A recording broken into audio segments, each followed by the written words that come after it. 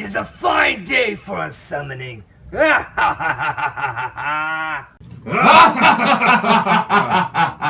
Denialist, are you ready to begin? Yes, my brother. Then let it be so.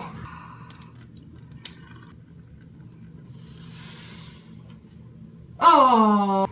What do y'all guys need me for?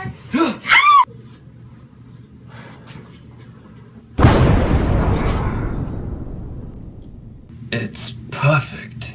All we need now is just one last ingredient. But where can we find such an ingredient in this day and age? Worry not, Ramassicus. I know just the place.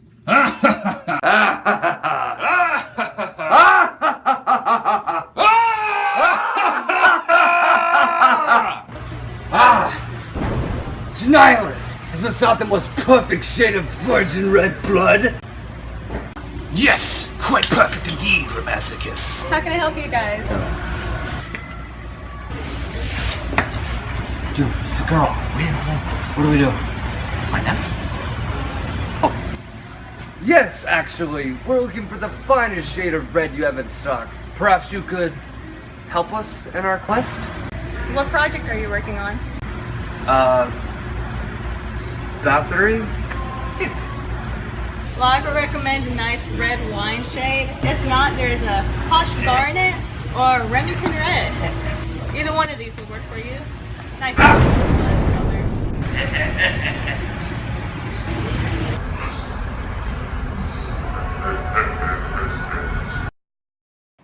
Cults have been around as early as man could spin a wheel, or create fire, or even club a woman over the head and drag them to their love cave.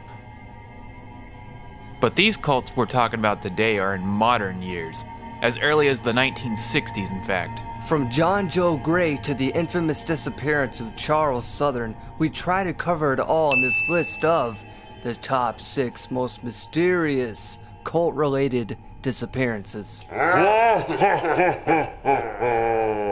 John Joe Gray and the disappearance of the Tarkington family, a Texas-based leader that some even call a zealot of a religious cult known as the Embassy of Heaven's Church. What's so strange about this particular case is that the daughter of the leader had 2 sons who, you guessed it, came up missing, along with her 2 children.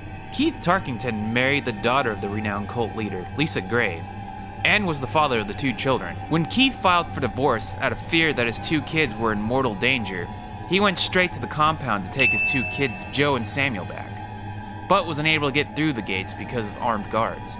The last time Keith spoke to the daughter of the prestigious leader of the Embassy of Heaven Church was outside of the gate of their fortified family fortress. Keith went to the police in order to gain assistance in retrieving his 2 boys, but failed to get the necessary help in fear of there being a possible massacre-suicide.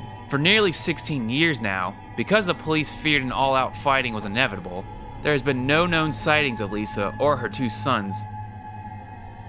I think she could have gone into something like witness protection. So basically she's hiding. Yeah, to do away with the cult. I really hope that's what happened. I really do. Terry Hoffman and the vanishing of Charles Southern. In 1987, a college English professor by the name of Charles Southern suddenly and mysteriously disappeared in the month of December after wanting to take a vacation to India. He had previously joined a cult named Conscious Development of Body, Mind, and Soul. And during this time, the family found him wandering the streets, rambling nonsense after just one meditation session with Terry Hoffman. However, shortly after Charles became hospitalized, and not long after that became crazed with thoughts of whatever he endured during Terry Hoffman's cult practices. Suddenly, without a trace, he simply disappeared. Disturbing clues such as his passport still being in the residence, implying he never left the country, a container full of poison, some of his clothing, and a ceremonial stool resembling the Nigerian tribal symbol for death. On top of this, his family found 2 notes resembling a will, not in his handwriting according to his family. To make this even stranger, the beneficiary was addressed to Terry Hoffman, the leader of the cult. You'd think this would be some kind of coincidence, however, oddly enough, this would not be her only victim. 11 other members of Terry's cults have either taken their own lives or died mysteriously. And probably the strangest mystery involving this case would be the final video of Hoffman's husband. After the video ended, he ended his own life, claiming he had terminal cancer. But an autopsy would show that there were no traces of cancer in his body whatsoever. Good for you, Terry Hoffman. I'm not quite sure how you manipulated these 12 poor souls into giving you everything they own, but I truly hope karma catches up to you very soon. Number 4. Whoa. We haven't been numbering them. What are you doing? Oh, we haven't? No, like, that's the first time we said a number. Oh, well, let's start doing numbers then. Okay. Number 4. The disappearance of Chantel and Leela McDougal. 9 years ago in Western Australia, Chantel, Leela McDougal, Simon Cadwell, and Antonio Popic all vanished without a trace. What's so creepy about this case is every possession they own had been left behind. Assets such as clothes, vehicles, and even thousands of dollars. What's even more frightening is that Simon Cadwell, aka Gary Feldman, was a British-born immigrant who had stolen the identity of, you guessed it, Simon Cadwell himself. Investigators at the time discovered that Feldman had numerous amounts of aliases over a short span of time, and was a part of an incredibly bizarre New Age religious cult. The cult spoke of doomsday dates and other nonsense that never came to pass. This cult's entire religion was based around the teachings of a single book entitled Servers of the Divine Plan. The servers, as they are called in the book, are a cult of followers who take up different positions on Earth to prepare for the end of days. End of days! End of days! Okay, moving on. Number 3. The Rose Cole disappearance. In 1972, a 15-year-old girl at the time was sentenced to stay at a drug and rehabilitation treatment program called Synonym. We'll just call it Synonym for the sake of this, number 3. For the sake of number 3, we'll call it Synonym. Little did the judge know at the time, Synonym was, by the 1970s, had developed into a dangerous cult based on religion. Only after a few months of Rose entering the quote program, she vanished without a trace. The official story is that Rose ran away from Synonym. Her family did receive 2 letters from her, and I do believe they were actually from her because it explicitly stated her fear of Synonym finding her, and she would not be safe if they did. She had also stated in her letters that she had been suffering from a kidney infection. This would be the last time her family heard from Rose Cole. No more letters would have been sent and no more phone calls would have been made. While there's no evidence to suggest that Synonym had anything to do with her disappearance, many theories suggest that they did in fact find her and may have done the unthinkable. Number 2.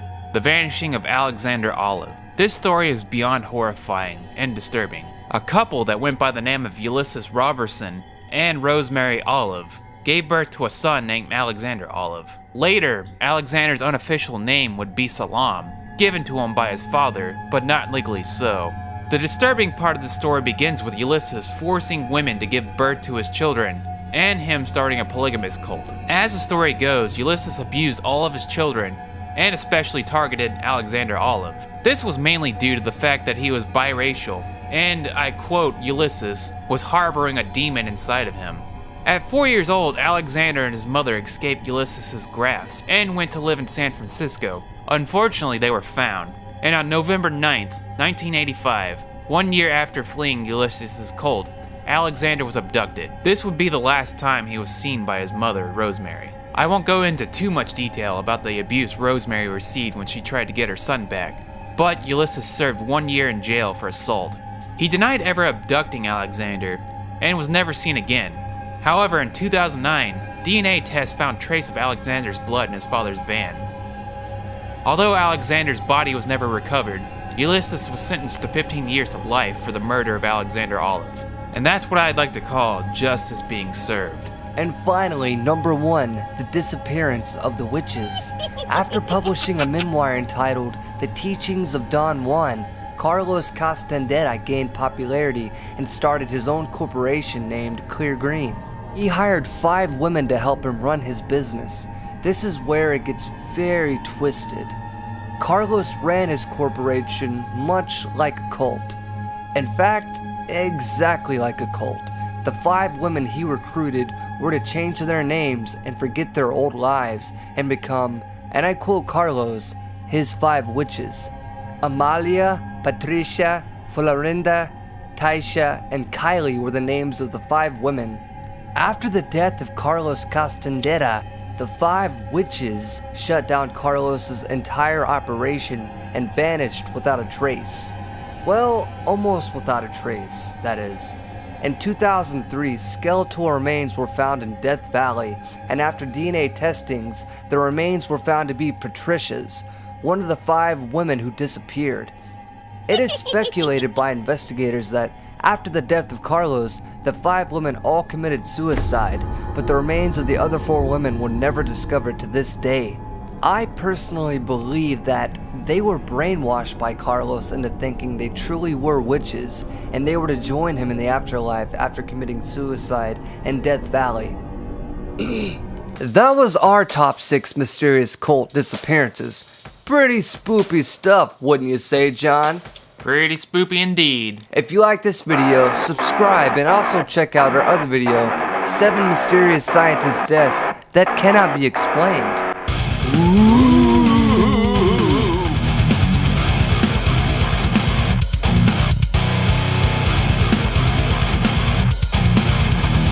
Investigators at the time discovered that Feldman had numerous amounts of aliases over a short span of time and was a part of an incredibly bizarre New Age religious cult. Alright.